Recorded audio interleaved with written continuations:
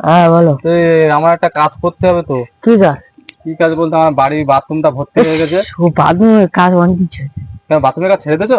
হ্যাঁ, ও মানছো?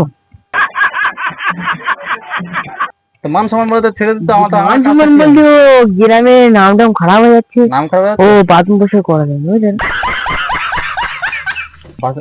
বাথরুম করা ছেড়েছে মানে পরিষ্কার করা ছেড়ে দিয়েছে?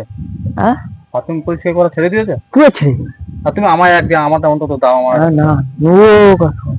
আর তুমি ও ছাড়ো। মান সম্মান ও কাজ করা যায়। মান সম্মান বলে তাই পায়খানা করতে তুমি ছেড়ে দিচ্ছ, তাহলে কি হয় বলে ও আমার। আমি একটা অন্য ব্যবসা করে দিয়েছি। ও বাথরুম পরিষ্কার করা যাবে না, আমি না লোক দিয়ে দিচ্ছি, লোক দিয়ে করলো। তুমি এখন অন্য ব্যবসা করছো? হ্যাঁ, আমি মুরগি ব্যবসা করছি। তাহলে কি হয় বলে, আমার তো বাথরুমটা পরিষ্কার করতে হবে, ভর্তি হয়ে গেছে। লোক দেখে করলাম, আমি পারবো না এ বিশাল। তা সে ঠিক আছে, কিন্তু তুমি এই কথা বলছো, কিন্তু দেয়ালে তোমার এখনো পোস্টার লেখা রয়েছে যে মেথড আরাবুল মল্লিক। ও আমি কদিন পরে তুলে দেবো। তুলে দেবে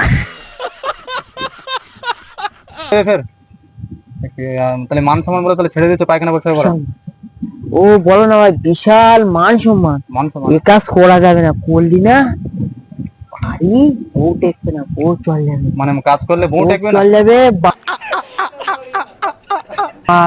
ওর মানে মা হ্যাঁ বলে ও আমার জামাই দরকার নেই, বলে জামাই ছেড়ে দে, হ্যাঁ। অন্য জায়গায় তো দিয়ে দেবো।